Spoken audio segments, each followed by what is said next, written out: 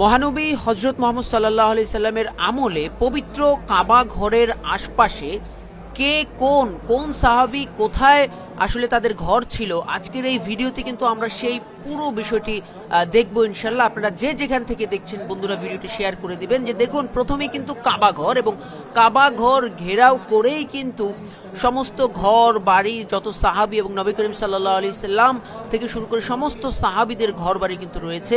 কাবা ঘরের পাশে যে দুটি স্থাপনা, একটি হচ্ছে মাকামে ইব্রাহিম, এবং সর্বশেষ যে লাইটটি জ্বলছে দেখুন জলজল করছে, এটি হচ্ছে জমজম কূপ। এবং এই জমজম কূপের পাড়েই যেই গেটটি দেখতে পাচ্ছেন, এই গেটটির পাশে হচ্ছে বনু সাইবা গোত্রের মানে ঘর বাড়ি ছিল, অর্থাৎ যারা একেবারে পবিত্র কাবা ঘরের রক্ষণাবেক্ষণ করত, বিশেষ করে তাদের কাছে চাবি থাকতো। সেই বনু সাইবা গোত্রে কিন্তু এই যেই দেখতে পাচ্ছেন যে যেই দরজাটি অর্থাৎ প্রবেশ গেটটি, এই প্রবেশ গেটটির পাশেই কিন্তু বনু সাইবার বসবাস ছিল। এবং এই ঘর বরাবর কিন্তু হযরত আব্দুল্লাহর অর্থাৎ আমাদের প্রিয় নবী হযরত মুহাম্মদ সাল্লাল্লাহু আলাইহি সাল্লামের বাবার ঘর ছিল। এবং আমরা কিন্তু একে একে দেখব। একেবারে শেষ প্রান্তে যেই বাতি জ্বলছে যেই ঘরে, এটি হচ্ছে উম্মুল মুমিনিন সাইয়েদা খাদিজাতুল কুবরা রাদিয়াল্লাহু তাআলা আনহার বাড়ি এখানে ছিল, অর্থাৎ মক্কা থেকে তার বাড়িটা একেবারেই শেষ প্রান্তে ছিল। এবং আরও কাছের যে জায়গাটি, এই যে যেটি এখন জ্বলজ্বল করছে, এটি হচ্ছে হাউস অফ আবু সুফিয়ান। মহানবী হযরত মুহাম্মদ সাল্লাল্লাহু আলাইহি সাল্লামের আবু সুফিয়ানের বাড়ি ছিল এই যে ঠিক যেটি এখন জ্বলজ্বল করছে। আর এই যে এখন যেটি জ্বলছে, এটি হচ্ছে আমাদের প্রিয় নবী হযরত মুহাম্মদ সাল্লাল্লাহু আলাইহি সাল্লামের পিতা হযরত আব্দুল্লাহ ইবনে আব্দুল মুত্তালিবের ঘর, অর্থাৎ বাড়ি। আমাদের নবী করিম সাল্লাল্লাহু আলাইহি সাল্লামের ঘর কিন্তু একদম কাবা ঘরের যে গেট, এই গেট বরাবর কিন্তু সোজা, যেখান থেকে পুরো কাবা ঘরকে সরাসরি দেখা যেত।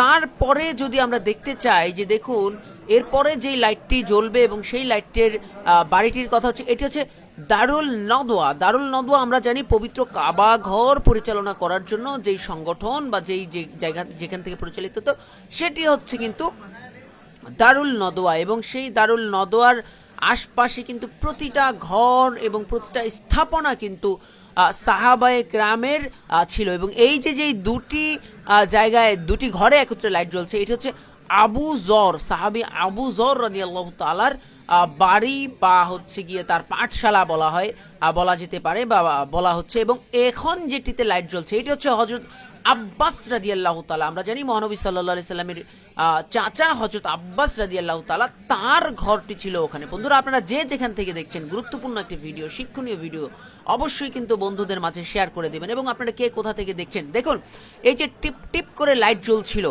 এটি কিন্তু হযরত ওমর বিন খাত্তাব রাদিয়াল্লাহু তাআলার বাড়ি। এবং সবশেষ এই এখন যেই জায়গাটাতে লাইট জ্বলছে এবং একত্রিতভাবে যে দেখবেন এখানে জ্বলে উঠবে, এটি হচ্ছে সাফা পর্বত, অর্থাৎ জাবালে সাফা। যেই সাফা এবং মারোয়া পর্বতের মধ্যবর্তী স্থানে আমাদের হযরত ইসমাইল আলাইহিস সালামের আম্মাজান হযরত হাজেরা রাদিয়াল্লাহু তাআলা আনহা যেখানে ছিলেন, এবং এখান দিয়ে যে তিনি পানির জন্য দৌড়াদৌড়ি করেছিলেন, এই সেই সাফা পর্বত। তিনি কিন্তু একবার সাফা পর্বতে গিয়েছেন, আরেকবার মারোয়া পর্বতে গিয়েছিলেন।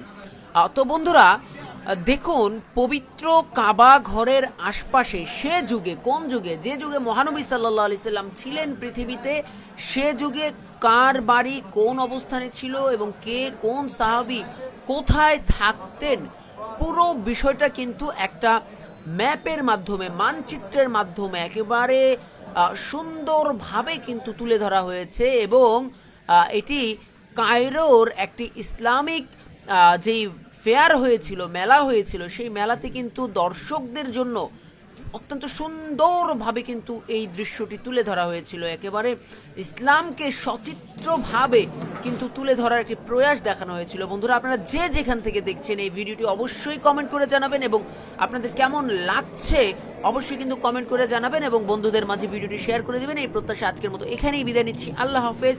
আসসালামু আলাইকুম ওয়া রাহমাতুল্লাহি ওয়া বারাকাতুহু।